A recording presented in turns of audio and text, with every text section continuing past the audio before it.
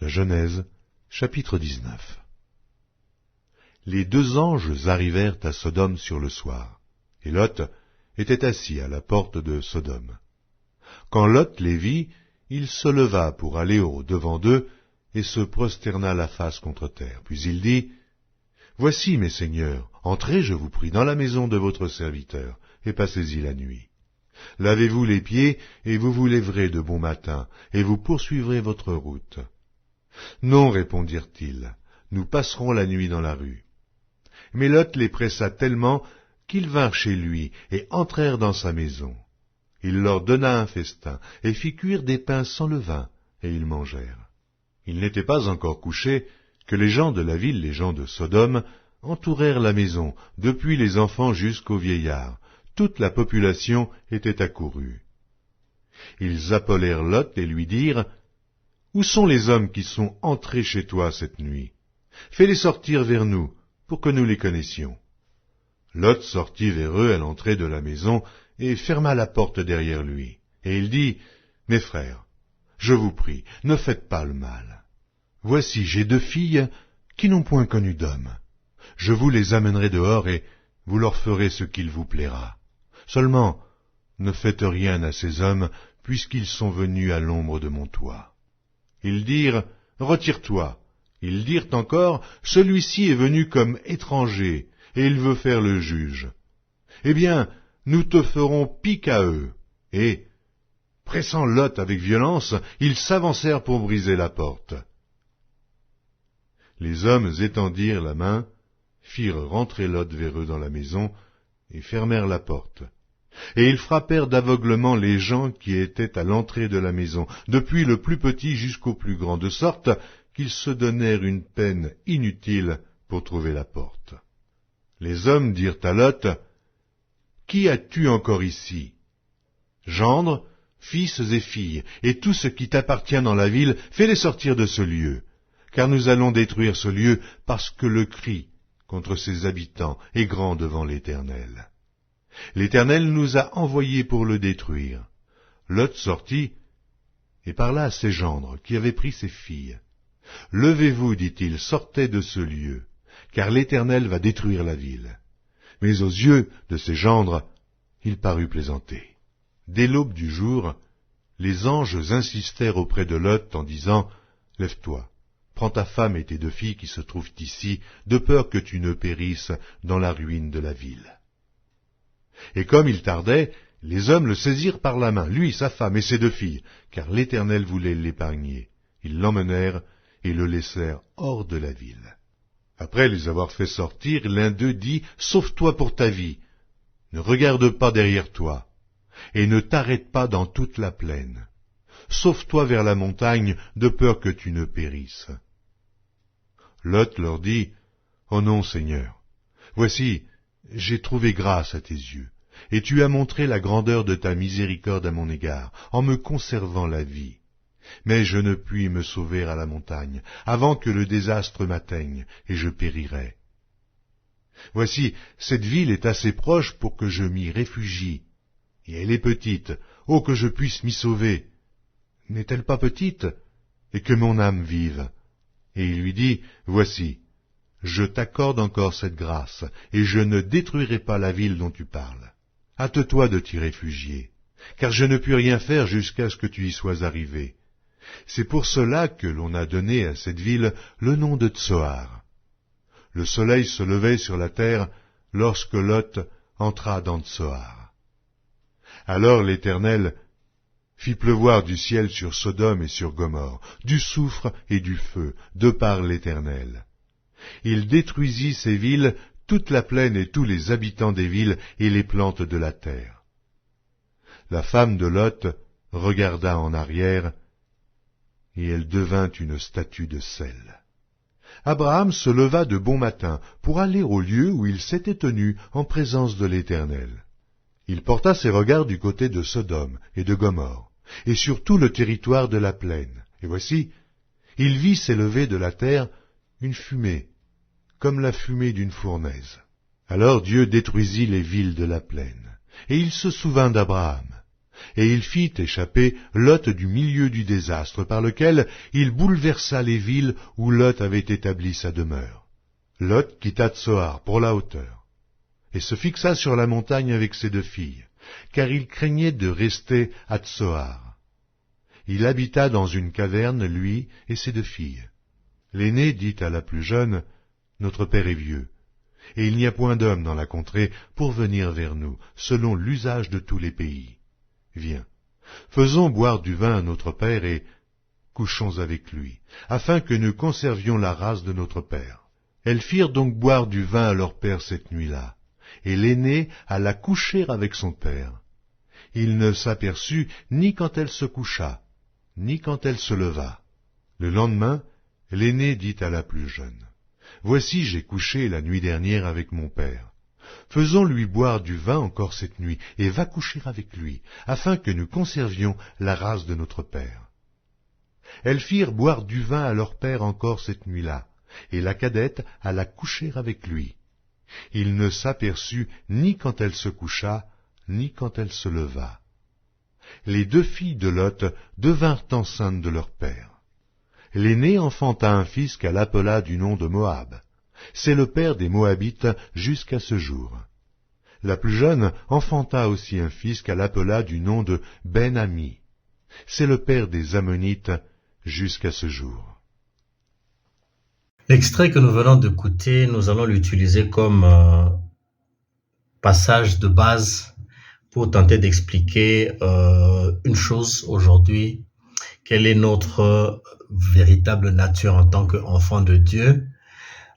Comment est-ce que Dieu nous voit?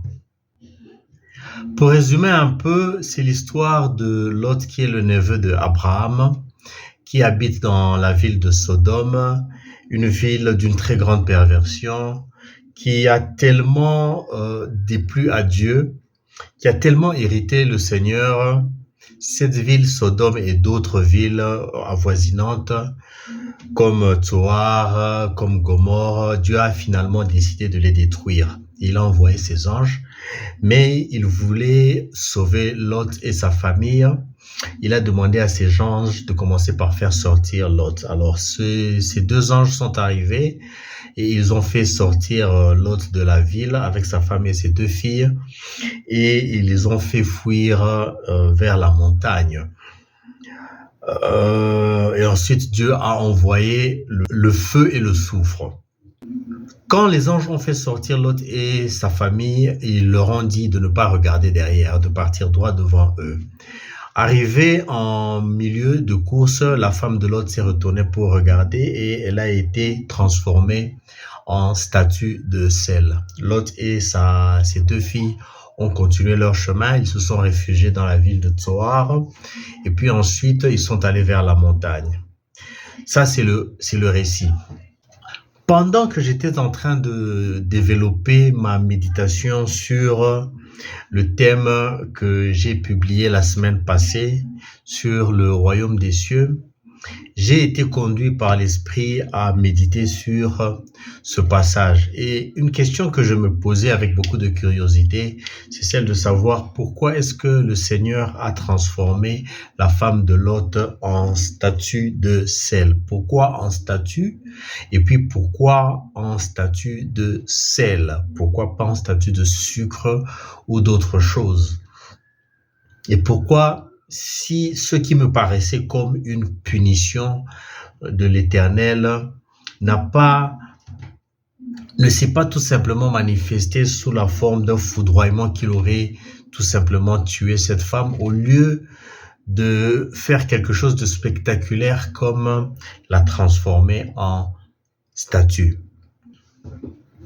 Alors, j'ai fait des recherches et je suis tombé sur certaines hypothèses, certaines thèses qui, franchement, ne m'ont pas convaincu. Par exemple, l'une d'elles expliquait que lorsque les visiteurs, les 2 anges sont arrivés dans la maison de Lot, et que Lot a demandé à sa femme de préparer à manger pour eux, cette dernière serait sortie de la maison pour prétendument aller chercher du sel auprès des voisins.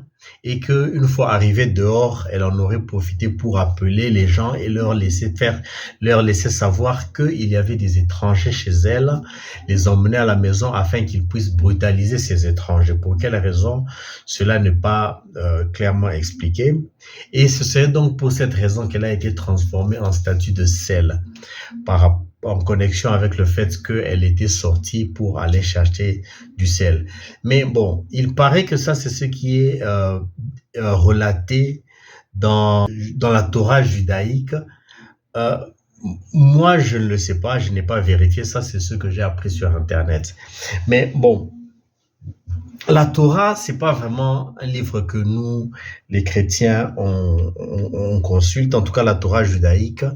Et si c'est ainsi que c'est relaté, je ne peux malheureusement pas me fier à cela parce que moi, c'est le livre que je regarde et que je peux vous recommander de lire, c'est la Bible. Je ne voudrais pas prendre le risque de baser mes thèses sur ce qui est écrit dans un livre d'une religion qui n'est pas la mienne. Alors, en réfléchissant davantage, je me suis rendu compte que la femme de Lot a été tout simplement pétrifiée. Alors, pétrifiée, ça veut dire deux choses. Comme vous pouvez le voir sur cet extrait du dictionnaire de mon téléphone, pétrifier veut dire convertir en matière pierreuse. Pétrifier veut aussi dire frapper de stupeur et rendre immobile. En fait, pétrifier, ça veut dire subir une peur d'une telle intensité que son corps serait transformé en une matière rigide et immobile comme de la pierre. C'est exactement ce qui est arrivé à la femme de Lot. Elle a été pétrifiée de stupeur, de terreur. Elle a été terrifiée. Il y a lieu de penser que elle doit avoir été terrifiée par une vision qui sort du normal. J'ai essayé de m'imaginer quelle vision d'horreur pourrait faire en sorte qu'une personne soit transformée dans sa matière. Je n'en trouve pas. J'essaie d'imaginer le pire des visions que je puisse avoir. À la rigueur, l'homme peut ressentir la chair de poule ou l'homme peut ressentir des nausées et vomir. C'est le genre de réponse que notre corps peut apporter à quelque chose d'extrême. Mais ici, nous avons le récit d'une femme qui a été confrontée à quelque chose de tellement fort que la structure et la matière de son corps a été transformée de l'intérieur en quelque chose de solide et de dur, en de la pierre. Je suis certain que ce n'était pas quelque chose de normal qu'elle a vu. Elle doit avoir vu quelque chose qui dépasse tout ce que l'homme peut imaginer ou tout ce que l'homme peut voir, rencontrer ou produire sur cette terre. Alors, je vais vous dire ce que je pense qu'elle a vu. Le second épître de Pierre, chapitre 2, verset 6, nous dit ceci: si il a condamné à la destruction et réduit en cendres les villes de Sodome et Gomorrhe, les donnant comme exemple aux impies à venir. Pierre est en train de nous expliquer que ce qui est arrivé à Sodome et à Gomorrhe est un exemple de ce qui va arriver plus tard pour les impies. Or, nous savons que le sort des impies, c'est d'être jetés dans les temps de feu et de soufre. Alors, les temps de feu et de soufre, il ne faut pas confondre ça avec l'enfer. L'enfer, c'est un lieu qui appartient au séjour des morts. C'est le lieu où les impies vont à leur mort. c'est un lieu de ténèbres. Mais ce n'est pas leur lieu de l'éternité. C'est-à-dire qu'après le jugement, les impies vont quitter l'enfer et être jetés avec le diable, avec la mort, avec le séjour des morts et tous les démons. Ils vont être jetés dans les temps de feu où il y aura déjà l'antéchrist et le faux prophète. Ce qui est arrivé à Sodome et Gomorrhe, le feu qui a été déversé sur Sodome et Gomorrhe n'était pas un feu naturel. Ce n'était pas un feu terrestre. Ce n'était pas le genre de feu qu'il est possible de retrouver dans le monde visible. Ce n'est probablement pas même ce qui est produit au niveau dans le cœur des étoiles, dans le cœur du soleil. Ça devait être tout simplement les temps de feu que Dieu a envoyé physiquement dans notre sphère terrestre. Et c'est ça que cette femme a vu. Les temps de feu n'est rien d'autre que la colère de Dieu. C'est Dieu dans sa face colérique. Et c'est ça que cette femme a vu. Et c'est ça que Dieu ne voulait pas qu'elle voie, mais qu'elle a vu.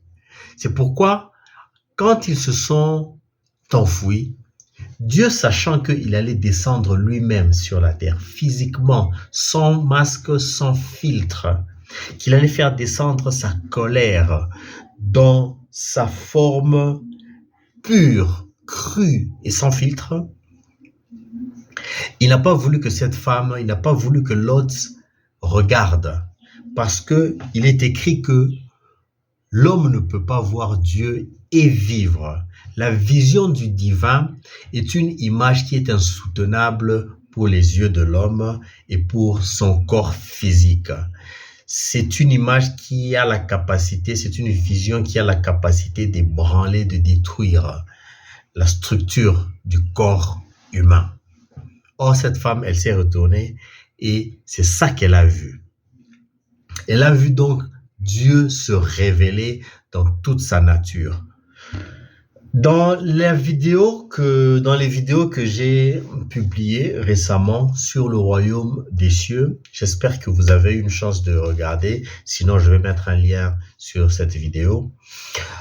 J'expliquais que lorsque Dieu descend dans le plan de l'homme, l'homme descend 3 plans plus bas au niveau de la pierre. C'est-à-dire que Dieu regarde l'homme comme l'homme regarde la pierre.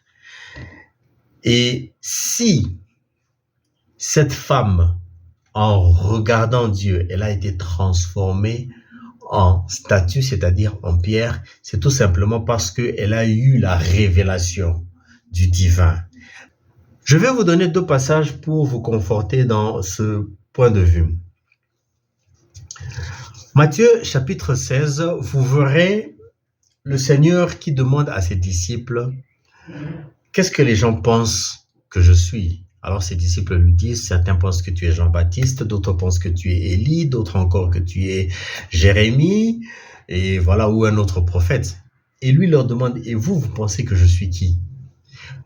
Simon dit ceci, « Tu es le Fils de Dieu. » Et Jésus lui répond, « Ce n'est pas la chair et le sang qui te l'ont révélé, mais c'est mon Père céleste. » Pierre, Simon, comme il s'appelait, a donc reçu la révélation de Dieu. Il a été en contact avec le céleste et il a acquis une connaissance. Et à partir de cet instant, notre Seigneur a changé son nom et il lui a donné un nom qui exprimait la nature réelle de l'homme qui entre en contact avec le divin, de l'homme qui reçoit la révélation de Dieu. Il dit, tu es Pierre. Maintenant, tu n'es plus Simon, tu es Pierre.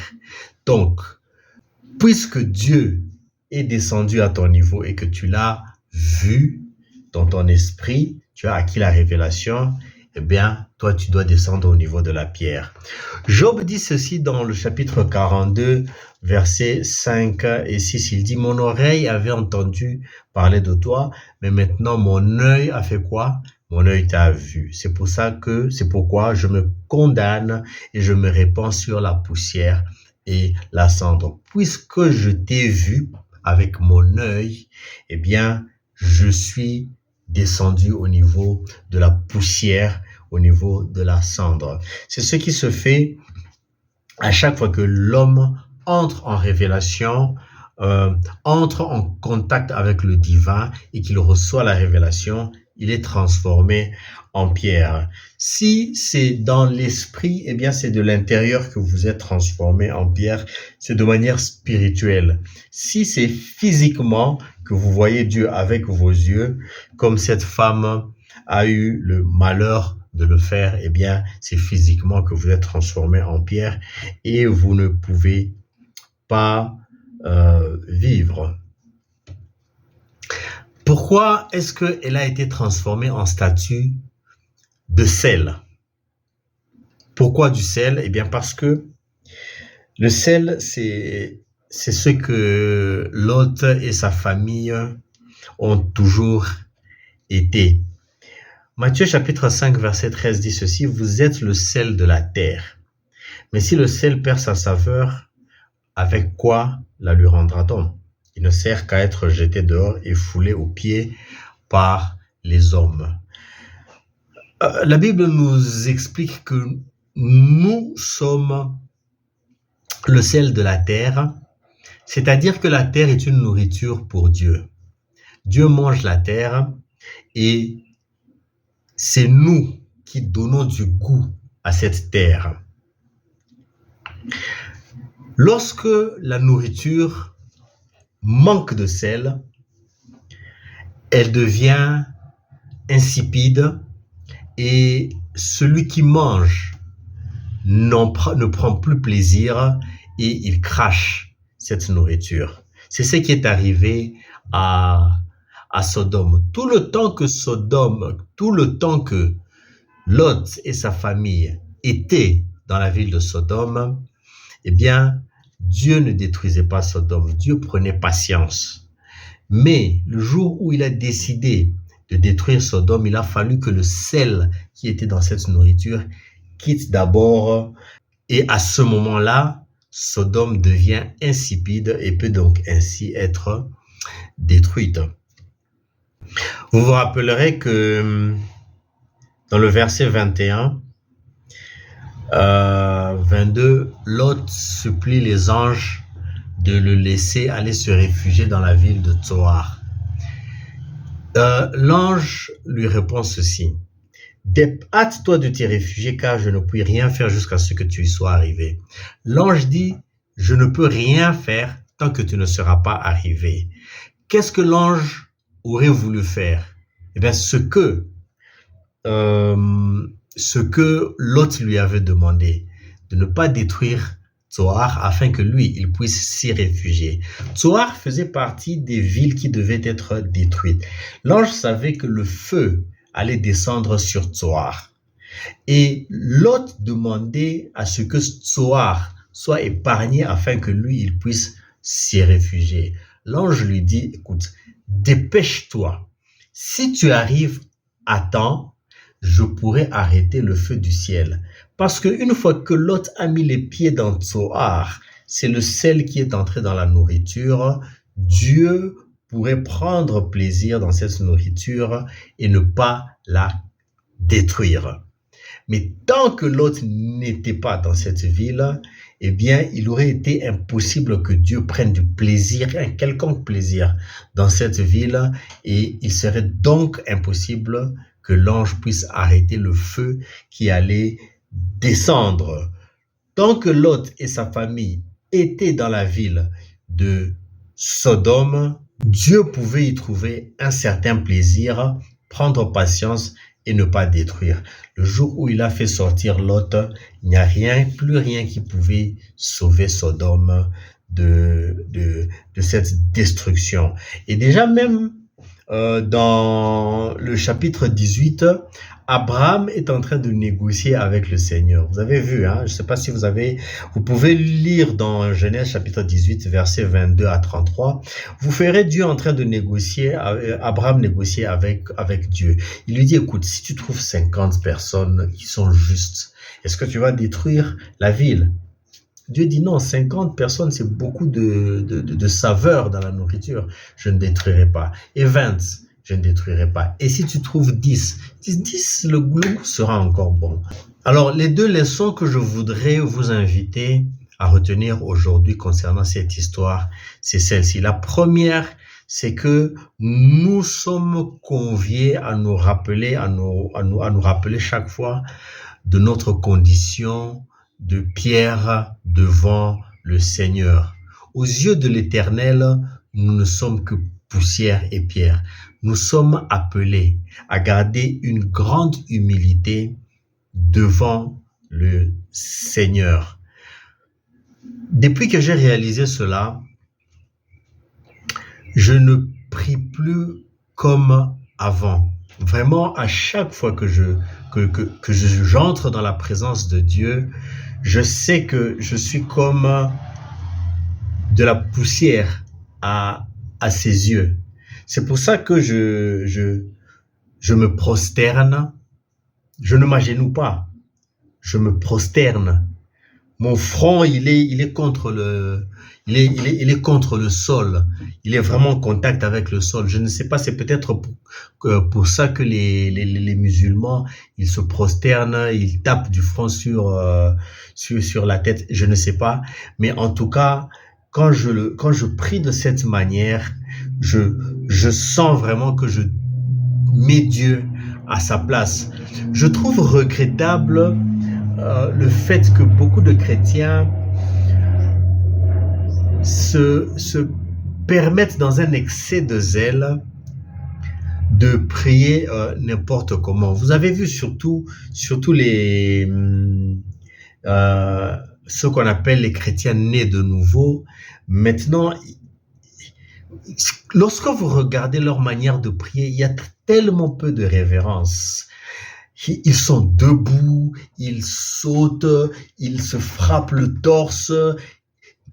Ils ont une attitude qui manque de révérence.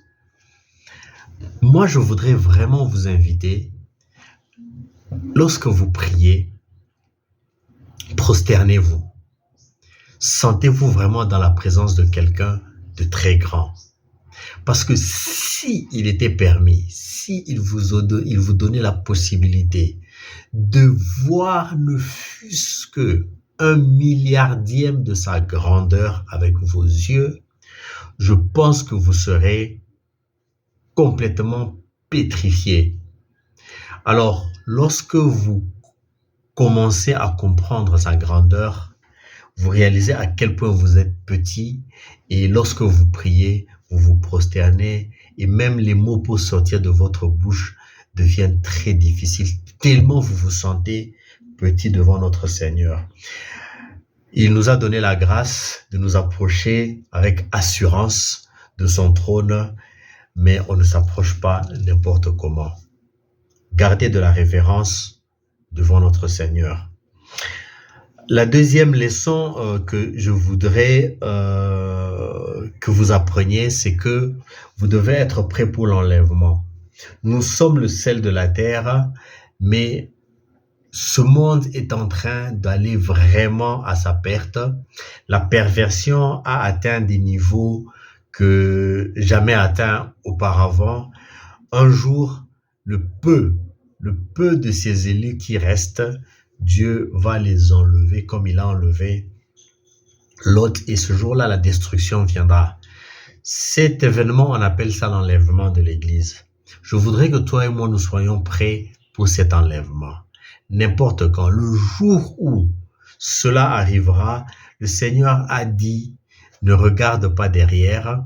Il a dit, ne rentre pas chez toi pour prendre quelque chose. Il a dit, tu fuis devant. Tu pars.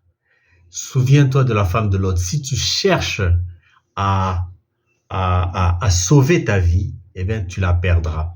Qu'est-ce que ça veut dire? Ça veut dire que le jour de sa colère sera un jour terrible. Ce jour-là te trouvera peut-être que tu es en train de traverser des moments difficiles.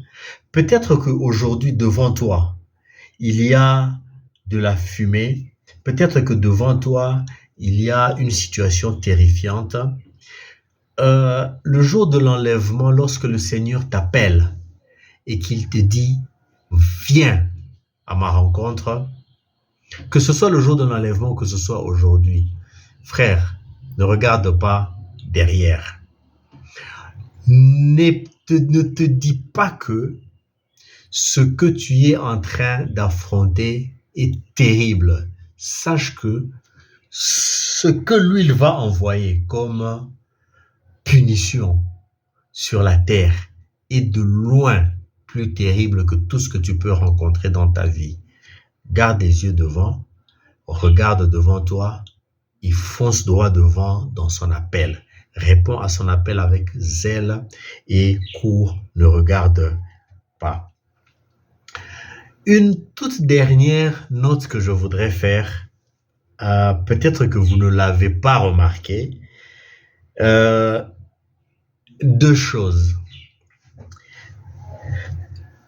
À la fin de l'histoire de ce récit, on nous dit que les deux filles de Lot ont fait quelque chose d'incroyable. Elles ont enivré leur père et celui-ci, complètement ivre, ne s'est pas rendu compte que ces deux filles ont abusé de lui et elles ont conçu des enfants à son insu.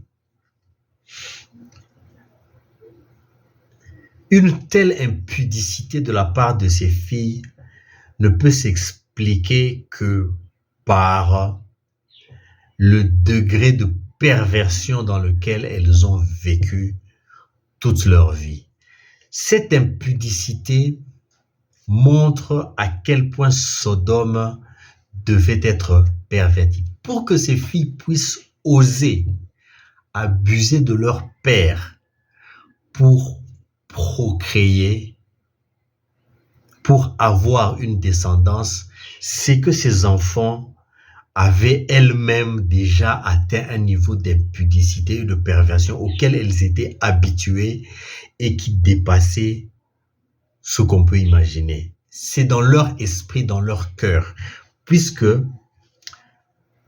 le verset 8 dit « J'ai deux filles qui n'ont point connu d'homme. Elles étaient encore vierges, mais elles ont trouvé normal de coucher avec leur propre père, de se faire dévierger par leur propre père complètement ivre. » C'est inimaginable, une telle perversion. Ça ne peut que nous donner un aperçu du niveau de perversion qu'il y avait dans la ville de Sodome. Autre fait qui m'a impressionné, c'est le verset 30 dit que quand ils ont quitté la ville de Tsoar, ils sont allés habiter dans une caverne. Frère, dans une caverne, c'est-à-dire un endroit où il y avait pas d'humains. Le verset 31 déjà, l'aînée de ces deux filles dit à sa sœur, écoute, là où il n'y a point d'homme dans la contrée pour venir vers nous selon l'usage de tous les pays. Ils ont habité dans une contrée où il n'y avait pas d'hommes.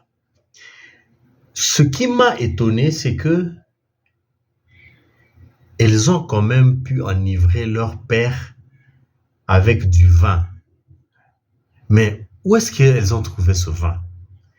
Puisque il n'y avait pas d'hommes là où ils se sont réfugiés et ils ont habité dans une caverne.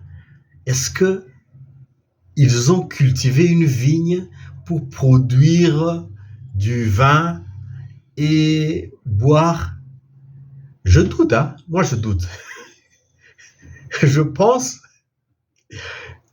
que ces gens ont quitté la ville avec du vin dans leur bagage.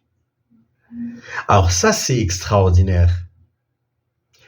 On vous dit que la ville va brûler, les anges sont en train de vous presser de vous enfuir et tout ce que vous trouvez à emballer dans votre fuite, c'est du vin, suffisamment de vin pour vous enivrer.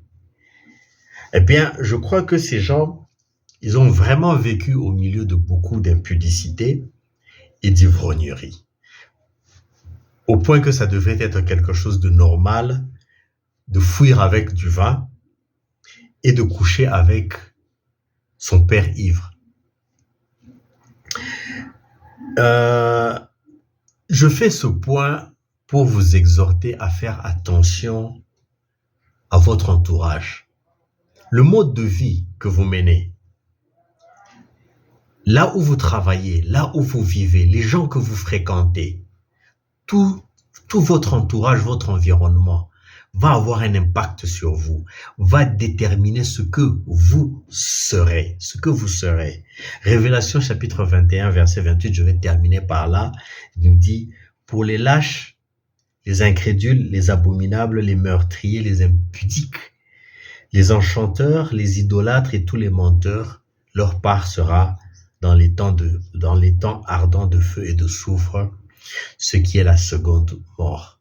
J'espère que vous allez veiller scrupuleusement à votre mode de vie, à vos activités, à là où vous vivez et à qui vous fréquentez pour éviter que Sodome et Gomorrhe soit votre partage. Que Dieu vous bénisse.